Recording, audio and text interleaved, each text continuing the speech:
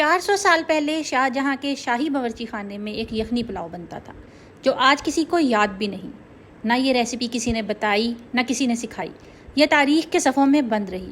آج وہی ریسیپی پہلی بار، اور وہ طریقہ جو 400 سال سے کسی نے نہیں اپنایا۔ آج بنا رہے ہیں 2 گوشت یخنی پلاؤ۔ سب سے پہلے آب کشنیز، اور یہاں وہ سٹیپ جو 400 سال پہلے شاہی باورچی خانے کی پہچان تھا اور آج کوئی نہیں جانتا۔ 125 گرام ہرا دھنیا لے لینا ہے آپ نے، اچھی طرح سے اسے دھو لیں، 8 گلاس گرم پانی میں ڈال لیں اور آدھے گھنٹے کے لیے چھوڑ دیں۔ پھر ہون دستے میں مسل کر دوبارہ اسی پانی میں ڈالیں اور 15 منٹ کے لیے چھوڑ دیں۔ پھر اچھی طرح سے نچوڑ کر چھان لیں۔ یہ ہرا پانی ہے آب کشنیز، دھنیے کا لعاب۔ یہ وہ راز ہے جو سب سے زیادہ حیران کرے گا، آگے چل کے بتاتی ہوں۔ اور یہاں وہ ٹیکنیک جو یخنی اور پلاؤ دونوں کا ذائقہ الگ الگ طریقے سے بناتی ہے۔ سب سے پہلے ہم اس کا مسالہ تیار کریں گے، جس کے لیے میں نے لے لی ہیں 12 ہری الائچی، 1 چائے کا چمچ ثابت کالی مرچ، 10 دار چینی کے ٹکڑے، 1 چائے کا چمچ لونگ۔ پھر 2 ہری الائچیوں کو اور 6 لونگ کو الگ کر دیں گے، یہ بعد میں کام آئیں گے۔ اور باقی کے مسالے کو 2 برابر حصوں میں تقسیم کریں، ایک حصہ کوٹ لیں اور دوسرا ثابت رہنے دیں۔ ایک ہی مسالہ 2 طریقوں سے کیوں ڈالا جا رہا ہے، یہ بہت اہم ہے اور آگے چل کے اس کی بھی وضاحت کروں گی۔ اب تیار کرتے ہیں یخنی، جو اس پلاؤ کی سب سے اہم چیز ہے۔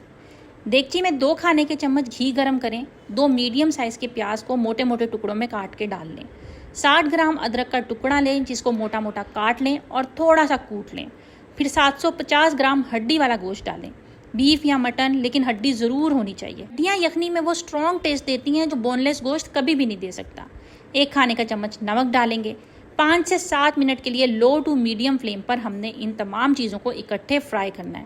گوشت کو بہت زیادہ براؤن نہیں کرنا، یہاں پر مقصد صرف یہ ہے کہ گوشت گھی میں اچھی طرح سے لپٹ جائے اور خوشبو نکل آئے۔ اب آب کشنیز کا پہلا حصہ ڈالیں گے۔ آب کشنیز کو آپ 2 برابر حصوں میں تقسیم کر لیں، ایک حصہ ہم ابھی ڈالیں گے اور دوسرا آگے چل کے بتاتی ہوں۔ ڈھکن لگائیں اور ہلکی آنچ پر 1 گھنٹہ پکنے دیں۔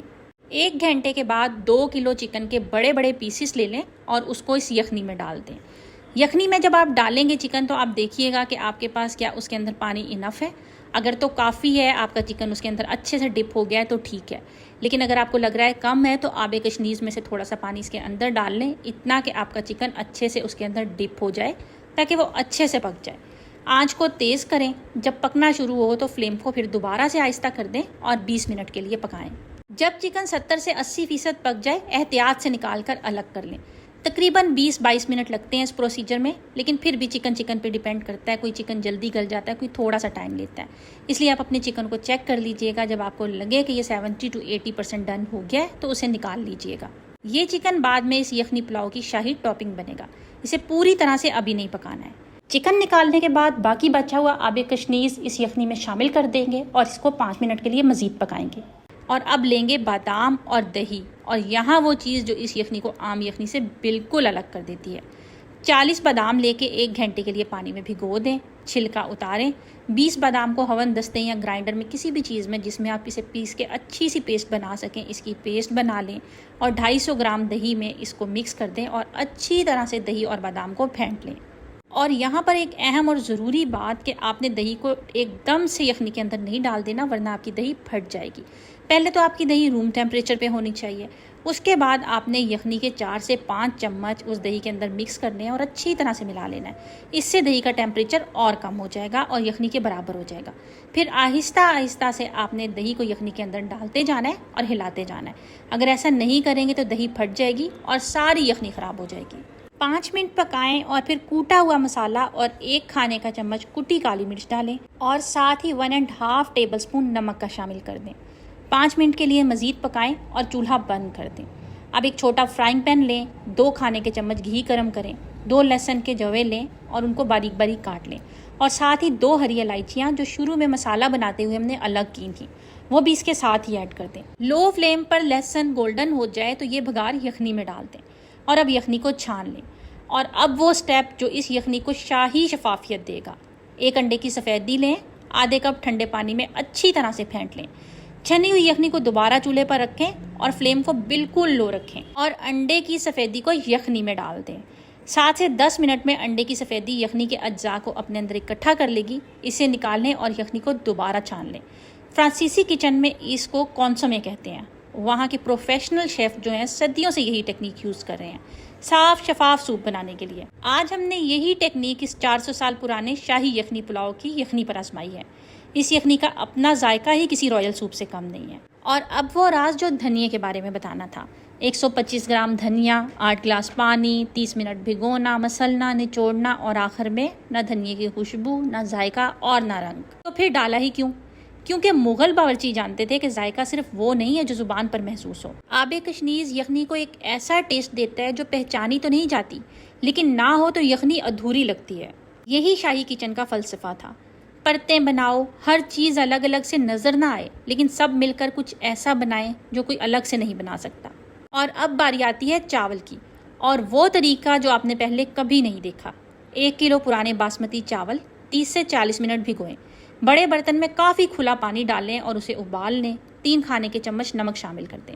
چاول ڈالیں اور صرف 2 منٹ تیز آنچ پر ابالیں اور پھر فوراً چھان لیں۔ صرف 2 منٹ، کیونکہ یہ چاول یخنی میں مزید پکیں گے اور دم پر بھی۔ ابھی اگر زیادہ پکا لیے تو دم پر بہت گل جائیں گے۔ یہ پرانا طریقہ ہے جو چاول کو یخنی کا ذائقہ اندر سے جذب کرنے کا وقت دیتا ہے۔ یہاں ابالنا اس لیے بھی ضروری ہے تاکہ چاولوں میں موجود سٹارچ نکل جائے اور وہ کھلے کھلے پکیں۔ نئی دیگچی میں چاول ڈالیں، 5 سے 6 گلاس یخنی ڈالیں تاکہ چاول اچھی طرح سے ڈوب جائیں۔ باقی بچا ہوا گھی ڈالیں۔ اس پلاؤ میں کل 200 گرام گھی کیا ہے۔ شروع میں جو ہم نے گوشت کو فرائی کیا تھا اور اس کے بعد یخنی میں جو بھگاڑ لگایا تھا وہ گھی ہم نے اسی میں سے لیا تھا۔ 1 چائے کا چمچ کالی مرچ کا پاؤڈر، ثابت کھڑے گرم مسالے جو شروع میں ہم نے آدھے الگ کر کے بچا لیے تھے، اور آدھے بادام جو پیسٹ کرنے کے بعد ہم نے بچا لیے تھے۔ یہ تمام چیزیں اس کے اوپر ڈال دیں۔ نیچے توا رکھیں، دیگچی اوپر رکھیں، ڈھکن پر خشک کپڑا رکھیں، ڈھکن بند کریں اور دم دے دیں۔ پہلے 3 منٹ تیز آنچ پر، پھر 17 منٹ بالکل ہلکی آنچ پر۔ 20 منٹ بعد کھولیں اور ہلکے ہاتھ سے ہلائیں۔ اب چکن فرائی کریں گے، اور یہ وہ سٹیپ ہے جو اس پلاؤ کو شاہی بناتا ہے۔ الگ سے ایک فرائنگ پین لیں گے، 6 کھانے کے چمچ گھی گرم کریں گے۔ ساتھ میں نے 2 چمچ دیسی گھی کا بھی ڈال دیا ہے، اس سے ٹیسٹ بہت ہی زبردست آتا ہے۔ 2 میڈیم سائز کی پیاز کو آپ نے باریک باریک سا کاٹ لینا ہے۔ 6 لونگ جو ہم نے سٹارٹ میں الگ کر کے رکھے تھے وہ ڈال دینے ہیں اس کے ساتھ، اور پیاز کو ہلکا سا گولڈن کر دینا ہے۔ اور یہاں پر ایک اہم بات، بیرسٹا ہمیشہ گھی میں اچھا بنتا ہے، تیل میں نہیں۔ گھی میں کرارا اور کرسپی رہتا ہے، تیل میں نرم ہو جاتا ہے۔ اور اب ڈالیں چکن۔ 2 بیچ میں فرائی کریں تو اچھا ہے، تاکہ کڑھائی میں جگہ ہو اور ہر ٹکڑے پر اچھی سنہری تہ آ جائے۔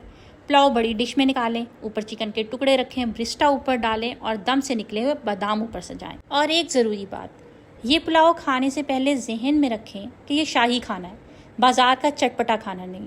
اس کھانے کی نفاست زیادہ مرچ اور مسالے کا بوجھ اٹھا ہی نہیں سکتی۔